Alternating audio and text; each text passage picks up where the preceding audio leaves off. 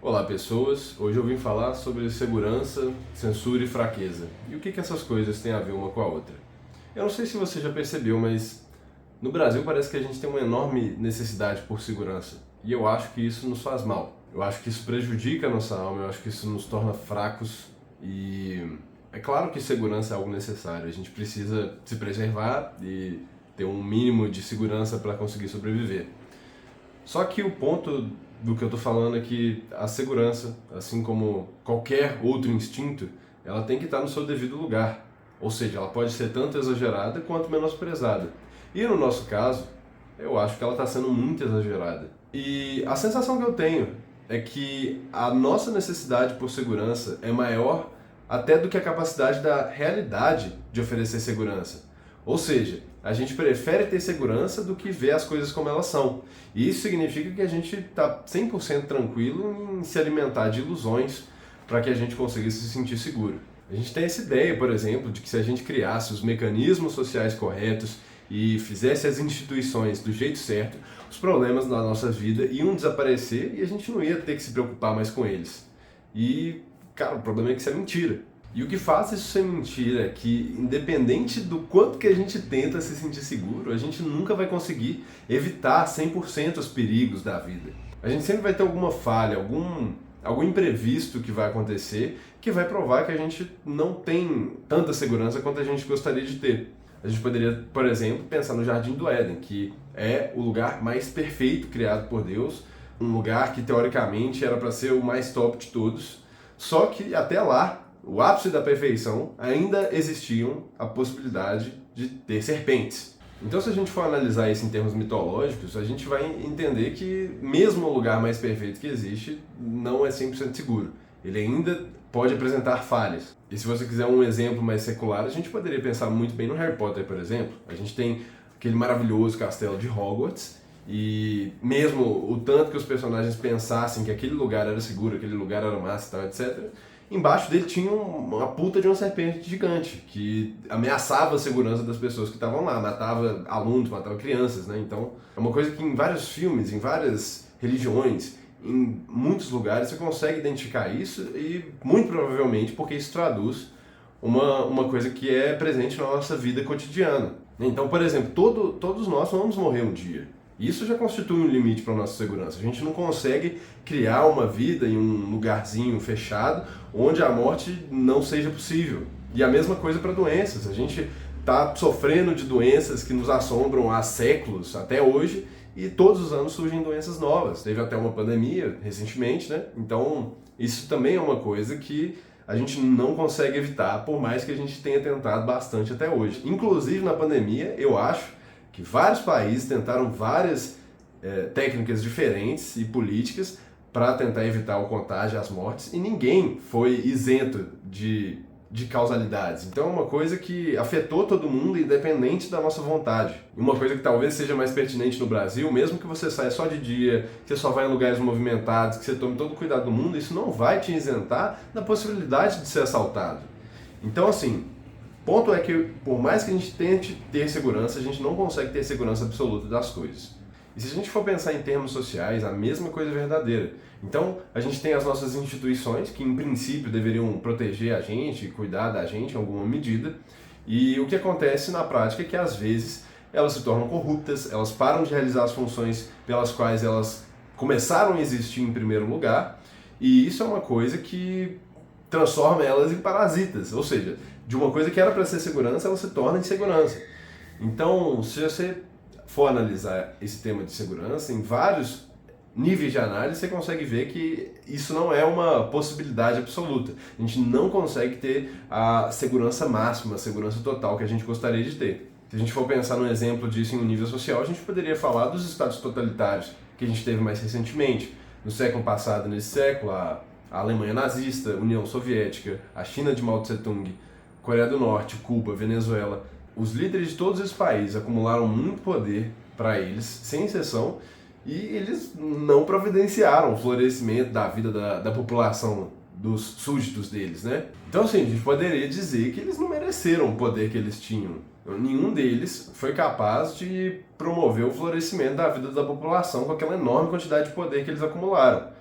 Ou seja, eles que teoricamente deveriam ser segurança, inclusive muitas pessoas na época falavam que era segurança, né? Pô, os judeus são uma ameaça pra gente, ou então, não, os capitalistas, os burgueses que são uma ameaça pra gente, no caso dos bolcheviques. Então, assim, é uma coisa que, mesmo que os líderes prometessem segurança na hora de acumular o poder, eles não ofereciam isso para a população.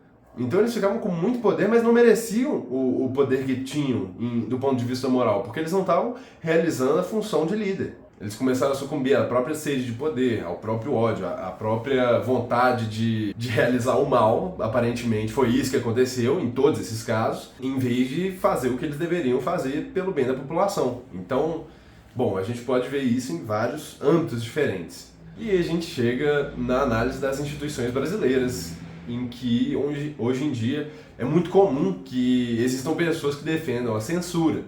Eles defendem a censura em nome da democracia, que é uma coisa muito irônica, inclusive. Defendem a censura em nome da democracia, em nome de minorias, em nome da ciência. Então parece que tem um desconforto geral com a possibilidade das pessoas dizerem o que elas pensam. Parece que tem muitas pessoas que não conseguem lidar com o fato de que outras pessoas pensam de forma fundamentalmente diferente delas. Mas no fundo, sinceramente, me parece que a gente quer fugir da responsabilidade de lidar com os problemas sérios. Sabe? A gente parece que quer terceirizar a resolução desses problemas para o Estado ou para alguma instituição ou para alguma ONG, e a gente paga com o dinheiro dos nossos impostos, e aí a gente não tem que pensar nesses problemas, a gente meio que compra a possibilidade da gente viver numa ignorância que é mais convidativa, é mais gostoso de viver. E muitos de nós enfraquecem nesse processo, porque, porra, você está fugindo da realidade, literalmente, você está parando de enxergar as coisas como elas são e, consequentemente, enfraquecendo seu caráter. Você não consegue mais lidar com a verdade. Você começa a lidar com subterfúgios e mentiras e enganos, sejam eles individuais ou sociais. Mas talvez o maior problema disso tudo é que a censura não resolve o problema e ainda por cima piora a nossa vida. Que ao fazer isso, a gente dá poder para instituições que depois podem usar isso contra a gente. Então, assim, é muito estranho, porque a gente troca a nossa liberdade por segurança, mas no final das contas a gente pode acabar seguindo esse caminho sem liberdade e sem segurança. Porque é isso que acontece quando as instituições ganham muito poder, assim. E é a mesma coisa que acontece nos estados autoritários, sejam eles de direita ou de esquerda. Então ele piora a nossa vida nesse sentido, mas ele também não resolve o problema, porque quando você reprime uma coisa, essa coisa não é destruída. Se você perguntar para qualquer psicólogo que vale o seu nome, se repressão é uma coisa boa, ele vai te dizer que não. E uma das principais razões disso é porque aquilo que é reprimido não é destruído, aquilo não desaparece.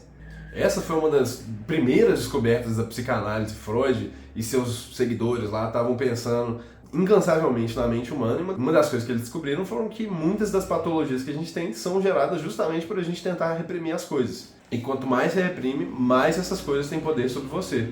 E a gente pode fazer um experimento simples nesse sentido. Não pense em um elefante branco. Você já deve ter visto isso em outros lugares, e é óbvio que isso não funciona. E o mesmo é aplicado aos nossos pensamentos, sentimentos e experiências e sensações que a gente possa, porventura, tentar reprimir. Mas assim, magicamente, essas coisas não valem para níveis sociais. Se você perguntar para as pessoas que defendem censura, vai estar implícito no que elas dizem que a censura em nível individual é ruim, mas a censura em um nível social é boa. Mas não é óbvio para mim por que isso é verdadeiro. Se é verdadeiro para um, por que não é verdadeiro para o outro? Entendeu? E aí o que acontece é que na hora de censurar, as pessoas falam sobre as ideias delas. Mas ideias não são coisas soltas, sabe? Elas têm a ver sempre com aquilo que a pessoa é, seja as experiências que ela teve, os sentimentos que ela tem. Em parte, as ideias dão voz a realidades interiores. E muitas dessas realidades interiores, ou seja, experiências de vida, pensamentos, sentimentos em algumas situações, elas são compartilhadas entre muitas pessoas. Entende? Então, você poderia dizer que muitas ideias dão voz a coisas que estão dentro das pessoas. E isso é muito claro quando você vê, por exemplo, discursos políticos. Né? Tanto nas eleições, nas duas últimas eleições, né, que foram de esquerda e de direita, a gente vê que quando o Lula, o Bolsonaro, o Haddad chegavam nos lugares, Algumas coisas que eles falavam, as pessoas ficavam extremamente excitadas com aquilo que eles estavam falando. Por quê? Porque aquilo que eles estavam falando dava voz a coisas que estavam dentro dessas pessoas, entende? E se a gente for pensar desse jeito, então a censura é uma tentativa de reprimir realidades que existem dentro de cada um de nós. Assim, você tenta jogar para debaixo dos panos qualquer ideia que possa ser interpretada como extrema, mesmo que ela não seja. E assim, a não ser que a gente tivesse um mecanismo de engenharia social, como tinha no Admirável Mundo Novo, do Aldous Huxley, então a gente não vai acabar com as ideias extremas assim. A gente vai continuar tendo essa tendência humana, completamente humana, de ser extremista.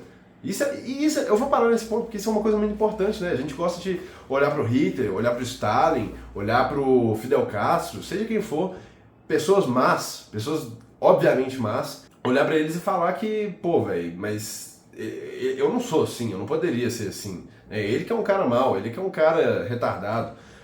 Mas assim, a gente esquece de pensar que eles eram tão humanos quanto a gente é, entendeu?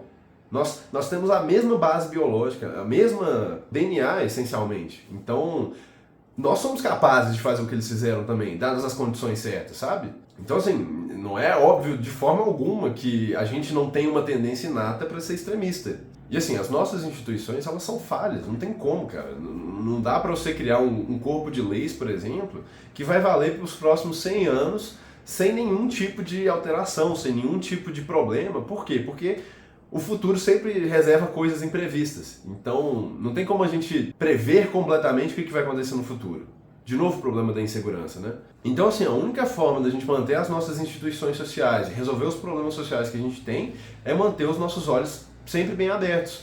Por quê? Porque a gente vai sempre estar disposto a encarar os novos problemas que vão surgir, ou as variações dos problemas que a gente já resolveu no passado e que agora a gente tem que fazer alguma solução diferente. Mas a gente ama se contentar com a ilusão de segurança que a gente tem, né? E no Brasil, isso é extremamente, eu vejo, muito comum na ideia do funcionalismo público, né? Parece que é toda a melhor opção de vida, às vezes, parece que é você mamar nas tetas do governo. Você se sucumbe ao papai Estado porque ele vai te garantir, não importa o que aconteça, por uma extrema necessidade de segurança que você tem. Mesmo se a gente sabendo que o dinheiro não é infinito, a inflação pode comer a suposta segurança que você tinha. Então, assim, não é uma coisa que nos agrada pensar, mas é uma coisa que tá aí, entende? A gente gosta de não pensar nisso porque, porra, é muito desconfortável. Mas é uma coisa que é real, entende? Para quem tem vontade de entender a realidade, é importante entender essas coisas. Então a gente quer se iludir, a gente não quer a responsabilidade de ficar constantemente alerta, a gente quer terceirizar os problemas para a gente não ter que se preocupar com eles. E aí que mora um problema, porque aí a gente dá margem para pessoas que têm fome de poder oferecerem soluções para problemas que não têm solução.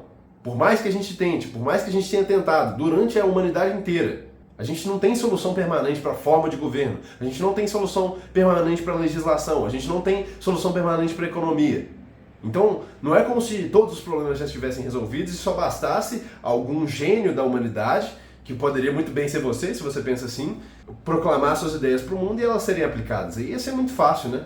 E aí vai uma manada de pessoas atrás deles porque precisa dessa ilusão, precisa dessa segurança, mesmo que seja ilusória. E acreditando que está fazendo o que é correto, né? Porque está fazendo em nome da segurança. Então, por outro lado, aquilo que eu mais percebo como uma solução para isso é trocar essa necessidade patológica por segurança por uma busca pela força, porque aí você consegue finalmente admitir e ter um contato mais próximo com a realidade. Você admite que não tem solução permanente para os problemas da vida, você admite que existe a possibilidade de termos imprevistos e então você foca na solução do problema e não em evitar o problema, porque não tem como evitar. Então você desenvolve a sua força, você desenvolve a sua capacidade de lidar com os problemas novos, você desenvolve a sua coragem, a sua vitalidade. E isso é uma coisa que me parece muito mais saudável do que tentar reprimir, do que tentar censurar as coisas, sabe? E isso começa por admitir que não existe solução permanente para a democracia, não existe solução permanente para relacionamentos interpessoais, não existe resolução permanente para a vida. Todos os problemas sempre foram inéditos em algum momento no tempo. E a gente continua tendo problemas inéditos até hoje. E assim, é claro que isso não é para todo mundo, né? Tem gente que está perfeitamente feliz com a sua busca pela segurança e está satisfeito com essa decisão e ok, tem gente que precisa disso mesmo. Mas eu acho isso uma coisa fraca, porque você não consegue lidar com a realidade do jeito que ela é. Não é fraqueza física, né? É fraqueza moral, no sentido de que você não consegue ver as coisas como elas são. O Nietzsche falava, né, que a força de uma pessoa é diretamente proporcional à quantidade de verdade que ela é capaz de suportar. E nesse sentido, as pessoas podem ser fracas ou fortes. Não quer dizer que elas são melhores ou piores, simplesmente são fracas ou fortes. Bom, esse caminho todo começa quando a covardia se torna mais insuportável que a insegurança. Então, bom, tava pensando nessas coisas, me conta o que você achou, escreve aí nos comentários, clica no joinha se você gostou, clica no diz joinha se você não gostou, compartilha esse vídeo com outra pessoa, muito obrigado e até o próximo vídeo.